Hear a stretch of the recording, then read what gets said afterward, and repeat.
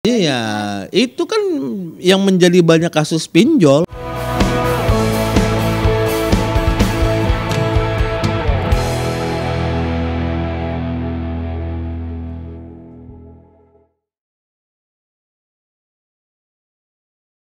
Iya iya iya Itu iya iya. dipakai yang share-nge-share apa namanya KTP. KTP dengan wajah Bener gitu bener. kan dipakai. Pinjol kan kayak gitu. Lu harus motret lagi megang KTP. Mhm. Ketika pakai diambil duitnya ya selesai sudah Iya, hidupnya.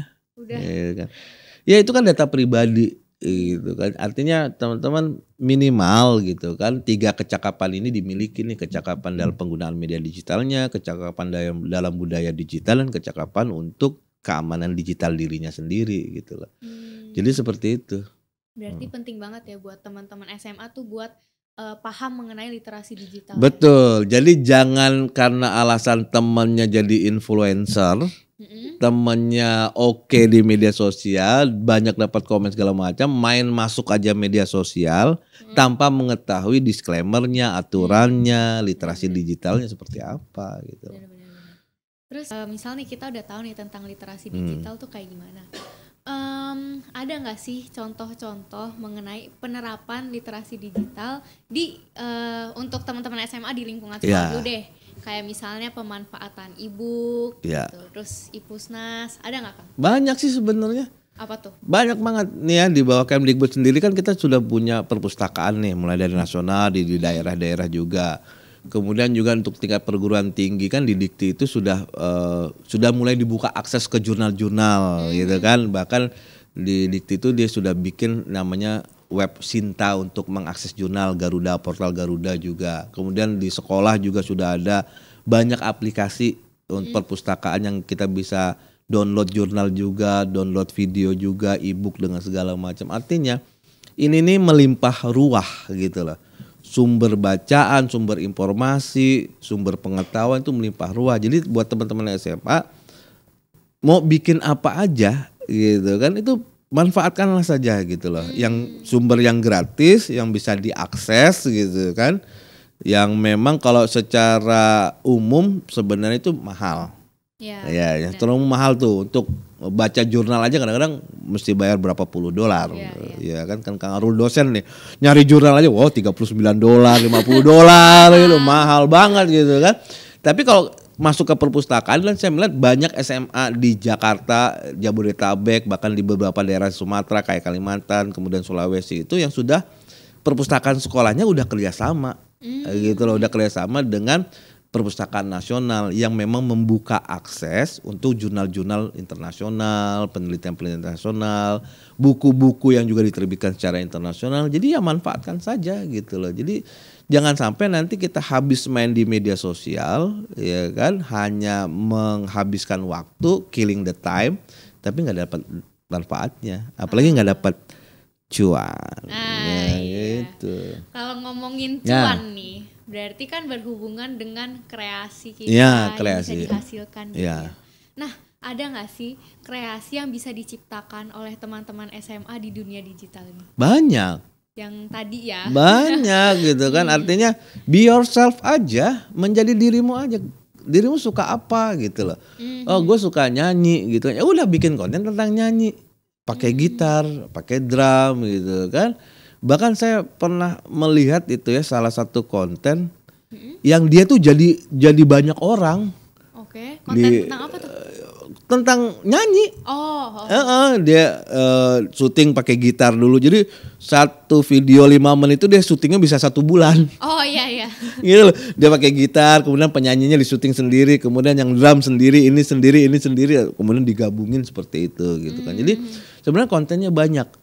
Bahkan konten masak saja gitu kan, konten masak itu bisa dijadiin itu gitu loh untuk pengetahuan gitu kan, matematika juga atau seandainya kita nanti dapat beasiswa nih ketika SMA, atau bagaimana sih cara ngikutin acara apa beasiswa LPDP atau khusus buat anak SMA ngikutin bagaimana sih caranya jadi duta SMA, kan itu bisa bikin konten itu sebenarnya gitu. Jadi ya di antara 10 konten hiburan minimal ada 1 lah buat teman-teman SMA yang bisa bikin konten yang memang bermanfaat seperti itu gitu. Benar-benar. Bukan Kang Arul bilang konten hiburan itu tidak bermanfaat gitu kan, tapi bisa jadi dengan bikin konten seperti itu juga akan meningkatkan literasi, itu juga bisa mendapatkan cuan dari situ gitu kan. Iya. Terus nih Kang, aku mau nanya lagi, kalau kreasinya udah diupload gitu, ada nggak sih bentuk tanggung jawab teman-teman SMA ini dalam karya yang udah mereka publikasikan? Jelas. Karena persoalannya adalah ini adalah produk ya. Ya, jadi video, visual, foto, caption, takarir segala macam yang sudah diupload di media sosial, berarti teman-teman sudah melempar produk itu ke dalam pasar bebas tadi. Gitu kan. Jadi apa tanggung jawabnya? Ya pasti gitu. Pasti punya tanggung jawab gitu. Ketika konten itu menyalahi informasi pribadi, itu bisa kena regulasi. Ketika konten itu menyebabkan kebencian terhadap sebuah kelompok atau seseorang, agama, ras, suku dengan segala macam, itu sudah ada tanggung jawab pribadi gitu kan. Jadi jangan merasa buat teman-teman SMA bikin konten tuh main naik-naik aja. Gitu kan, bikin konten tuh naik-naik aja. Bisa jadi itu akan menyebabkan masalah di kemudian hari. Pelik memang di media sosial, tapi kalau seandainya kita mengikuti dan sabar mengikutinya, kita akan aman kok. Teman-teman SMA akan aman kok gitu loh. Iya. Terus kalau bentuk tanggung jawab kita yang bisa kita implementasikan untuk biar kita tuh bisa bertanggung jawab atas konten-konten kita tuh gimana sih implementasinya? Ya, ada 3. Oke. Ya, ada 3. 2-nya di sini, 2-nya di bawah. Ada 3, 2-nya di bawah gitu kan. Pertama, yang perlu dilakukan oleh teman-teman SMA ya ketika melakukan literasi digital adalah mulai dari akun pribadinya dulu. Akun pribadi media sosialnya. Perhatikan siapa yang di-follow. Jangan mentang-mentang ada cewek cantik segala macam main follow. Jangan mentang-mentang wajahnya kayak Jimin, Taeyong segala macam main follow gitu kan. Kalau sering tuh dianggap wajahnya kayak Jimin kan. Sama siapa yang anggap? Ya halu aja sih masyarakat. Jadi perhatikan dulu. Cycle-nya ada nggak? Ketika dia follow itu cycle temennya juga yang follow nggak? Karena kan sekarang identitas palsu kan banyak. Orang bikin akun kan banyak banget gitu kan.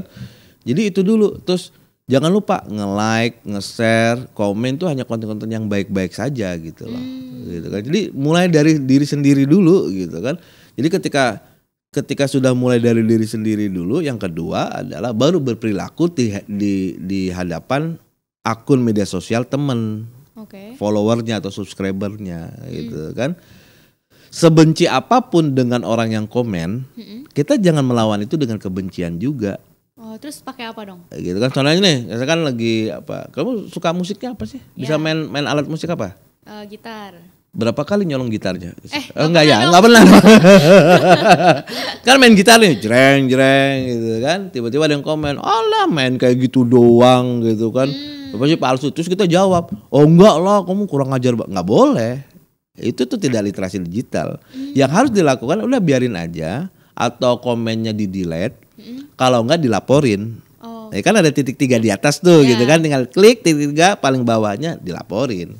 Jadi jangan melawan kebencian itu dengan juga komen kebencian juga. Ya kan kita kan tidak bisa berharap semua orang akan suka dengan kita. Ya, benar. Betul kan? Ya kan? Jadi setiap orang itu kadang-kadang ada yang benci. Teman sekelas juga kadang-kadang tampak wajahnya baik di depan, di belakang ternyata dia anaknya ibu kantin gitu kan. Enggak ke situ. Twistnya beda ya. Iya. Jadi kadang-kadang seperti itu, artinya ya sudah itu manusia, wajar. Ada yang benci, ada yang suka, ada yang bahagia, ada yang ini. Jadi itu yang dilakukan. Jadi perbaiki konten diri sendiri dulu, kemudian yang kedua adalah konten orang lain ketika konten orang lain. Nah yang ketiga adalah yang paling penting adalah ya keluarga, teman-teman terdekat dan sahabat segala macam. Jangan pernah malu untuk ngasih tahu bahwa ini nih konten nggak bagus. Iya benar. Gitu loh. Jadi kalau seandainya temannya lagi ngebuka sesuatu yang sifatnya aneh-aneh, jangan diam. Gitu kan, jangan diam, apalagi ikut nonton. Nah itu kan udah ngeramein gitu kan. Nanti part 2 kalau rame part 2 nih gitu kan. Iya. Jangan nonton, kasih tahu gitu, karena teman yang baik kan seperti itu. Teman yang baik itu adalah a friend in need is a friend indeed gitu kan. Jadi teman yang baik itu adalah ketika dalam semua situasi kita ada, kita hadir. Benar. Karena kalau temannya rusak, nanti juga kita akan ikut-ikutan Ngikut ya. rusak gitu. Jadi jangan pernah lelah buat teman-teman, jangan pernah malu. Enggak, nanti gue disangkain malaikat, gue disangkain angel, sok gue suci sok lu, suci segala gitu. macam. Enggak. Karena apa yang kita lakukan itu atau apa yang kita tidak lakukan itu akan balik lagi ke diri kita nanti. Apa kita tega melihat sahabat kita tiba-tiba narkoba, Ya. iya kan, tiba-tiba ditangkap kriminal, tiba-tiba psikologisnya terganggu gara-gara sering nonton yang serem-serem, pembunuhan segala macam. Jadi teman-teman harus proaktif gitu. Jadi aktif di online, juga aktif juga di media offline, juga di offline dalam kehidupan nyata gitu lah. Dan ngomongin soal itu aku jadi keinget ini ya, agak out of topic, Ya. tapi jadi keinget kalau media sosial itu bisa digunakan untuk menyebarkan kebaikan gitu. Sangat menyebarkan kebaikan. Kang Arul ini banyak follower Kang Arul adalah kata-kata motivasi. Oh, Iya, kan kamu tahu sendiri saya kan dosen galau. iya. Kang Arul si dosen galau gitu. Jangan lupa follow Instagram. Jangan lupa follow Instagramnya ya, Kang Arul atau dosen galau TV. Jadi isinya ada memang itu Kang Arul tahu nih gitu kan. Oke, Kang Arul adalah dosen, gitu kan. Yang bisa membantu Kang Arul untuk profesi dosennya apa? Berarti saya follow tuh teman-teman dosen yang lain, informasi publikasi jurnal seperti apa segala macam. Oke, itu satu. Yang kedua adalah Kang Arul itu kan pakar media sosial. Berarti Kang Arul harus follow semua informasi tentang perkembangan media sosial gitu kan. Yang ketiga adalah Kang Arul kan galau. Oke. Jadi harus memfollow akun-akun motivasi. Jadi itu, jadi karakter follower Kang Arul tuh itu, 3 itu. Iya. Nggak pernah meskipun Kang Arul suka olahraga ya, karena kan Kang Arul kan diver kan, suka nyelam gitu kan. Kemarin 30 menit nggak timbul masuk UGD gitu kan. Jadi, tapi memang Kang Arul memang nggak suka ngikutin yang lain-lain selain dari passion Kang Arul yang 3 itu. Jadi memang follower Kang Arul itu ya 3 udah. Jadi memang untuk nyari motivasi pagi-pagi dengan segala macam. Jadi sebenarnya banyak gitu. Jadi apa yang menjadi identitas diri teman-teman SMA itu adalah sebenarnya sekarang adalah apa yang teman-teman SMA follow. Oh iya benar-benar. Iya, kalau follownya tentang kekerasan, suka membuli segala macam, nanti secara perlahan-lahan itu akan tertanam tuh di dalam diri bahwa ketika teman ulang tahun kita ceburin ke kolam adalah hal yang wajar. Iya, iya. Kita lempar air comberan hal yang wajar. Iya. Karena apa? Karena referensi teman dan kontennya begitu. Contohnya begitu ya. Iya, kan jadi begitulah teman-teman SMA, berhati-hati di media sosial. Iya. Kang, tapi gini, kan kalau misalnya ke teman-teman yang kayak satu sekolah itu kan pasti mainannya gak jauh-jauh dari HP, khususnya di kota-kota besar kayak gini kan. Nah, gimana kalau kita punya temen nih, tapi dia bukan dari daerah tuh yang familiar dengan dunia digital, ya dengan handphone. Itu ada nggak sih cara supaya kita, teman SMA khususnya, bisa mengambil peran untuk membantu mereka untuk kenal dengan literasi digital? Saya pikir banyak caranya gitu lah, banyak caranya gitu kan. Seandainya mereka pun ini nyuhunkan hampura ya, maaf ya buat teman-teman, siapa tahu tiba-tiba dapat beasiswa dari pedalaman pelosok tiba-tiba ke kota besar kayak Jakarta, Medan, Surabaya atau Makassar segala macam. Dia nggak kenal handphone. Hal pertama yang bisa teman-teman lakukan, jangan ketawain. Oh iya benar. Ya kan? Jangan ketawain. Kadang-kadang kita kan ini ngirim PR lewat WA kayak gimana sih gitu kan. Oh lah itu aja nggak bisa diketawain. Lah memang dia nggak bisa gitu loh. Memang dia tuh dari daerah, dia nggak bisa ngirim WA gitunya. Nggak bisa ini, kecuali kameramen kita ya. Banyak itu ngirim-ngirim gambar lewat Telegram, banyak banget gitu kan. Download juga video banyak gitu kan. Jadi ini ngirim nggak bisa gitu loh. Jadi udah ajarin, udah itu aja, ajarin segala macam gitu kan. Kalau seandainya mau diajak main game ya udah ajak aja main game, tapi lihat waktunya, ada PR-nya, ada batasan waktunya, jangan adiksi. Sayangnya mungkin informasi ke Kang Arul terbatas. Kang Arul belum ketemu klinik yang khusus menangani atau rumah sakit menangani adiksi internet. Kalau di luar negeri kan udah ada tuh, gitu kan, dia main internet segala macam, main handphone. Tetapi Kang Arul punya banyak kasus, banyak menemukan kasus yang memang secara psikomotorik karena main internet tangannya tuh begini-begini terus. Sering tuh Kang Arul lihat tuh, jadi tangannya tuh begini. Jadi kalau nggak megang HP itu tangannya begini. Nggak megang apa-apa begini. Iya. Dan kadang-kadang mungkin kayak saya juga kena penyakit itu. Waduh. Serius. Apa tuh gejalanya? Gini. Gimana? Kalau tiba-tiba tidak di handphone sendiri, dengar lagu yang sedang trending di TikTok, kadang-kadang kita joget mengikuti yang lagi trending. Itu sebenarnya penyakit psikologis yang udah masuk. Oh iya. Iya. Oh. Itu penyakit psikologis gitu loh. Kan karena kita ngeliat nih, wah, terus kita bikin konten. Tiba-tiba kita lagi jalan, terus dengar suara lagu yang lagi trending itu di belakang, terus kita ikut-ikutan joget. Itu tuh sebenarnya secara tidak langsung di dalam di alam bawah sadar kita udah kena penyakit psikologis itu. Wah. Kenapa? Takut. Kenapa? Karena kadang-kadang kita jogetnya di depan umum. Oh. Betul kan? Iya. Iya kan? Tiba-tiba lagi jalan, tiba-tiba ada lagu Goy Pargoy lah, bukan gitu kan. Pargoy. Tapi kiri kanan tuh ada orang gitu loh.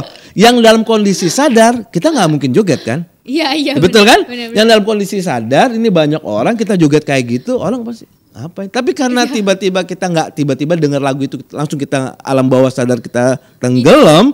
Tiba-tiba kita udah joget aja, kita lupa nih. Kita lagi jalan sama orang tua kita lagi jalan sama siapa, di depan banyak ibu-ibu yang ngeliat atau segala macam. Tiba-tiba Bahman begini ya. Itu sebenarnya itu langkah awal kena psikologi digital tuh seperti itu gitu loh. Jadi tanpa sadar, dan itu ada sosial eksperimennya. Jadi disimpan tuh lagu-lagu yang lagi trending di TikTok, di Reel, di Short segala macam, terus dihidupin di tengah jalan. Jadi tapi banyak orang akhirnya lagi jalan ngobrol tiba-tiba main joget aja gitu loh. Itu udah satu langkah sebenarnya gitu loh, tanpa sadar. Iya. Baru tahu loh, beneran baru tahu. Oh banget. iya dong. Belum lagi yang kedua. Apa tuh? Banyak orang nggak bisa tahan 10 menit nggak megang handphonenya. Megang HP kayak even begini Iya, aja gitu. di sini kan ditaruh tiba-tiba. Walaupun nggak ada ringtone, nggak ada notifikasi, tiba-tiba main buka, lihat, taruh lagi. Tiba buka lagi. Itu banyak sebenarnya. Sebenarnya itu ya Kang Arul bukan dokter ya, bukan klinis medis, tapi itu sudah gejala. Beberapa jurnal yang Kang Arul baca juga seperti itu. Daripada beradiksi lebih jauh tentang itu, ya teman-teman itu saja cari konten yang bermanfaat. Terus tanya pada diri sendiri, apa sih manfaat gue main media sosial? Ya. Terus apa sih yang bisa gue lakukan kalau seandainya teman gue dari daerah yang nggak tahu media sosial gitu kan? Apa yang bisa saya kontribusikan di media sosial? Iya. Karena kalau kita pakai media sosial dengan bijak itu bisa, karena media sosial ini kan luas kan, jadi Betul. kita bisa menginspirasi lebih dari ratusan orang ya, bisa ribuan, jutaan bahkan dengan handphone ya, nggak perlu lulus kuliah segala macam, masih di SMA kita bisa motret yang bagus. Sekarang sudah banyak aplikasi yang bisa diinstal. Banyak teman Kang Arul kayak gitu, fotonya apa? Tempe doang. Oh iya. Tempe doang gitu loh. Tempe taruh di daun pisang, dipotret, dinaikin, nggak laku duitnya. Oh. Artinya daripada beli handphone mahal-mahal iPhone 14 Pro, Pro Max ya, yang cicilannya 14 kali. Atau beli Samsung S sekian atau apalah merek yang bagus-bagus hanya untuk main media sosial, lebih bagus kameranya dimanfaatin untuk bikin video, footage gitu kan. Itu dia akan mendapatkan keuntungan gitu loh. Kan anak-anak SMA itu kan kadang-kadang kalau pergi ke sekolah langsung tuh ke sekolahan, tapi pulang sekolah kadang-kadang ke kiri dulu. Iya benar. Betul kan? Kadang-kadang ke kanan dulu. Mager kemana, itu kan banyak objek yang bisa dipoto. Benar. Iya kan? Lagi ke kafe nih, oh kafenya bagus, dipotret bangkunya doang.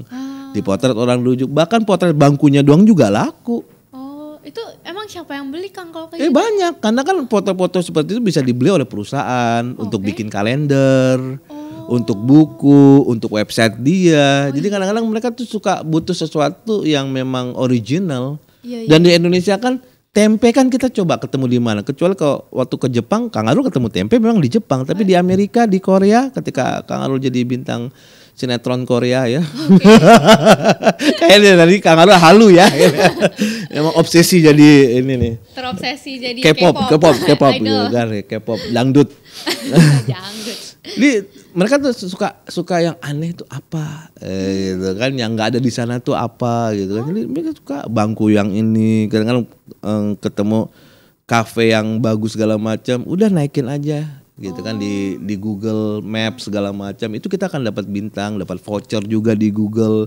Jadi Kang Arul kalau kemana-mana tuh selalu dipotret-potret, naikin ke Google review, nanti dapat tuh bintang, dapat diskon, dapat ini. Betul. Jadi memang daripada pulang sekolah nggak langsung ke rumah dan jalan-jalan, ya udah potretin aja. Teman main game, potretin teman main game. Bisa naikin itu bisa. Jangan dijual gitu kan.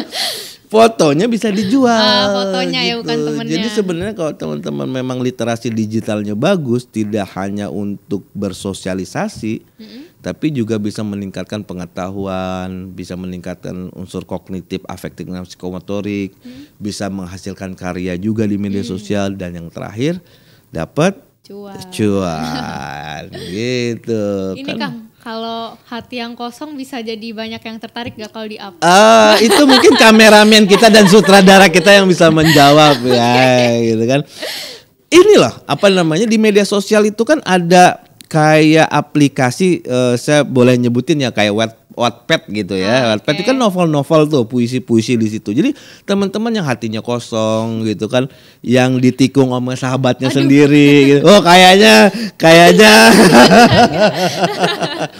itu kan artinya kan daripada itu ya nulis puisi, nulis novel, naikin ke situ. Itu tuh ada yang difilmkan, ada yang dibukuin segala macam. Bahkan ada ya satu penyanyi yang awalnya bermula dari betul. Tahu siapa? Kang Arul bukan?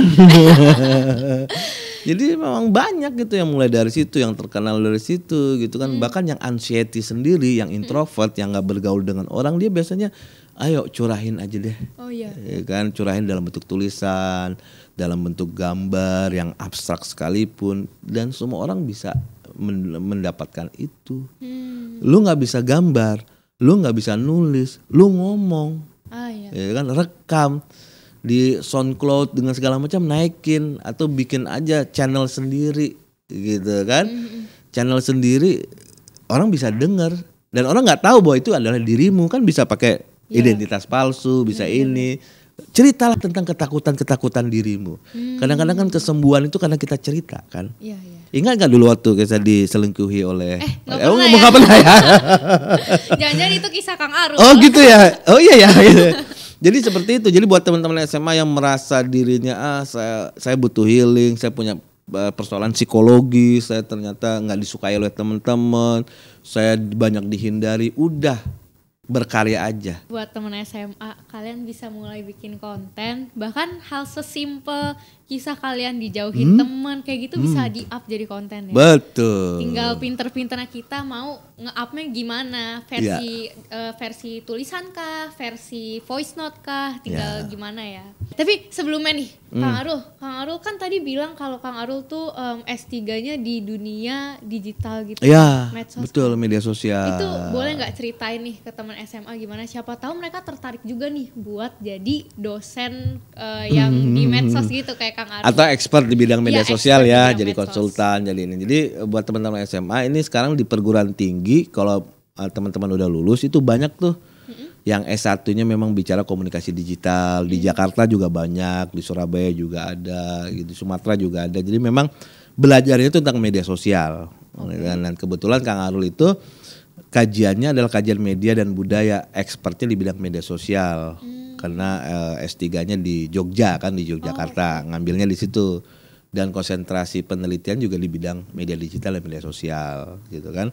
Bahkan di Surabaya juga memang khusus ada tuh tentang data digital, itu kan, betul, keamanan digital, udah belajar seperti itu. Jadi jangan berpikir bahwa main media sosial itu cuma buat senang-senang aja, tapi bisa juga secara akademik setelah lulus SMA bisa ngelanjutin tuh untuk memperdalam main media sosial kayak gimana sih. Profesinya apa Kang Arul? Bisa jadi dosen, bisa jadi humas. Orang humas, PR digital sekarang, bisa jadi konsultan, bisa jadi content creator, banyak banget sih sebenarnya. Berarti luas ya lapangan kerjanya? Sangat luas sekali. Oke, berarti buat temen SMA yang suka main medsos, jangan-jangan kalian tuh emang passionnya di bidang medsos kayak Kang Arul. Dan kalau kalian tekunin, siapa tahu kalian bisa mengikuti jejak Kang Arul menjadi the expert of social media. Aduh.